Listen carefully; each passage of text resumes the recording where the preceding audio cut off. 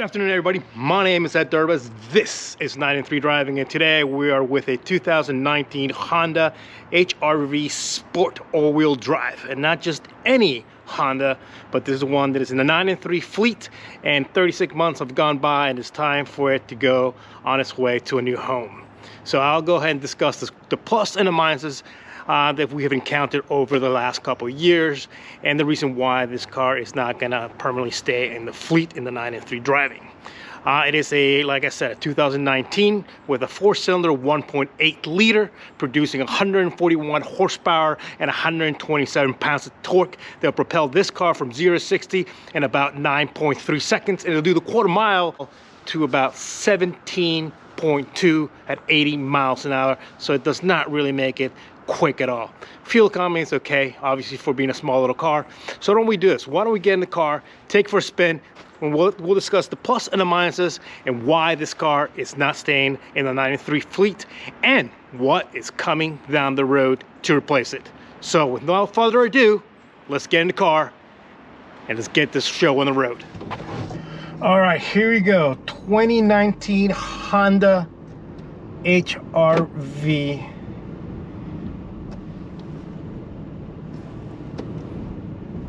You know, over the last 36 months, it has been a good little car. It's been super reliable.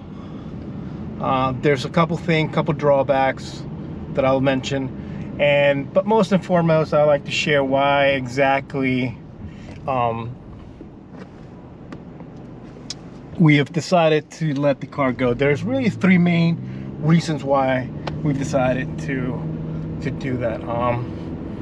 We'll start with the first one, which is not such a, it's somewhat, I wouldn't call it a big deal, but in the last crash test that was put out there, it did not receive the most positive grade in regards of side impact, and due to the fact that I have a 9-year-old, I felt that yeah, probably that gave me one reason to maybe start looking for something else.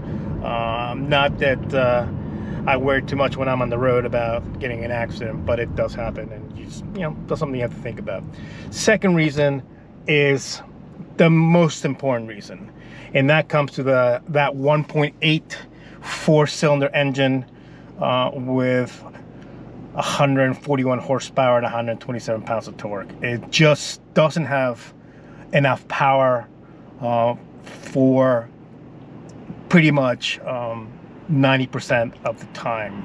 If you live in a if you use the car in suburbia near your home, and you take it to the grocery shop, or you take it to drop the kids off at school, or your office is right a couple miles away, that does not require any highway driving, it's not an issue whatsoever. The issue comes when you do get it onto the interstate, and like I mentioned on the numbers, from 0 to 60 in over 9 seconds, and the quarter mile at 17 at 80 miles an hour, it goes to show you that the car does not have enough power. So when you do have somebody who's coming behind you at 70, 80 miles an hour, and you give it all the beans it's got, well, let me tell you, it's got no beans. The only beans that you feel are the ones on your neck.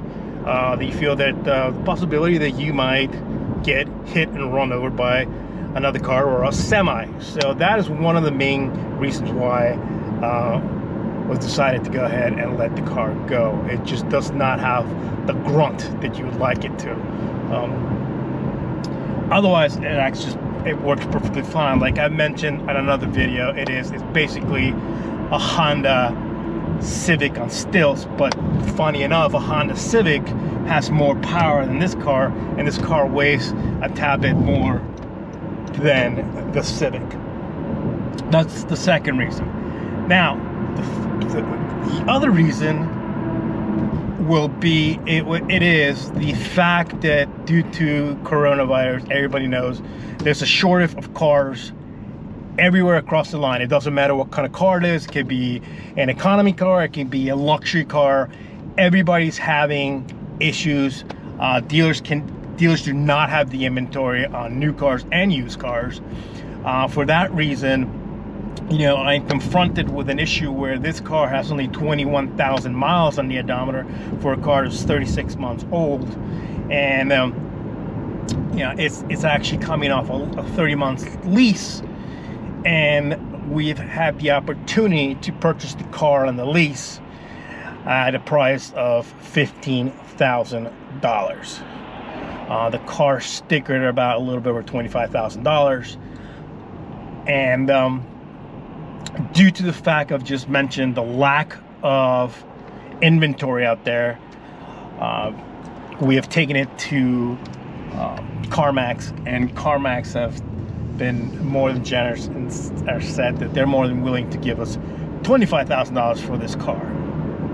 So that kind of puts you in a situation where, like, well, it's like kind of a no-brainer, and then you take it to the dealership where this car was purchased, and the same thing, they're willing to honor that price.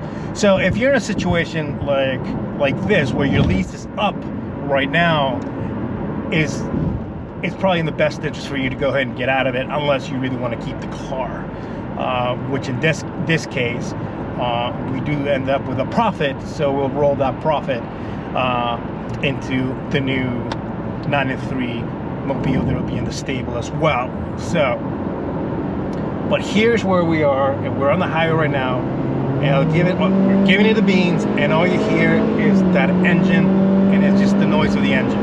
Hear it.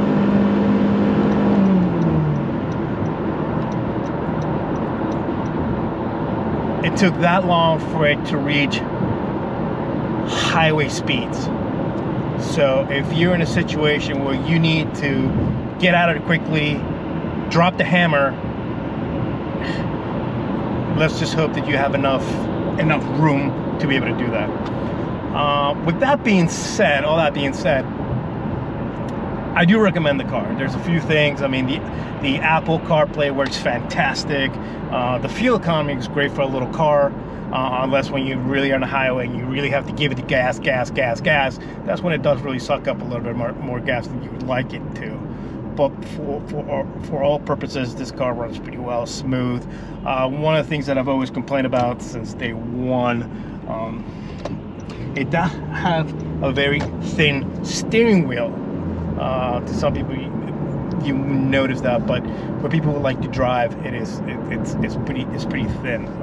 It does have paddles, but in a car like I said, with this amount of power, it just doesn't. It really doesn't matter. Same thing, you can put it in sport, it keeps the gears up a little higher. But same thing, this does have a CVT transmission that really, in the car that has no power, you can really sense the fact that the car is just not acting the way you would want it to be.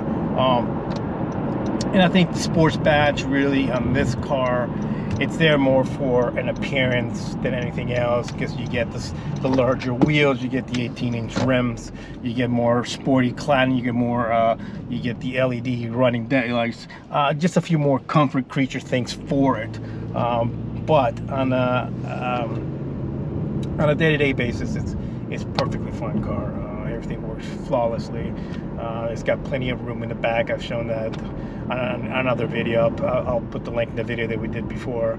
I was taking it through big thick water and mud. Four-wheel drive works perfectly fine. It'd be, you know, if there's a snowstorm, hailstorm, whatever, you'd be more than fine to be able to get around wherever you need to go. I'm looking forward to the new car that is coming. It's got a little more power, and it's got a few other more refined things that this car doesn't. It is pretty much basically almost the same size SUV, but it's got a little more like a little more hump. So I'm looking forward to that coming very shortly. So there you have it. That is the reason why this 93 Mobile is heading out the door.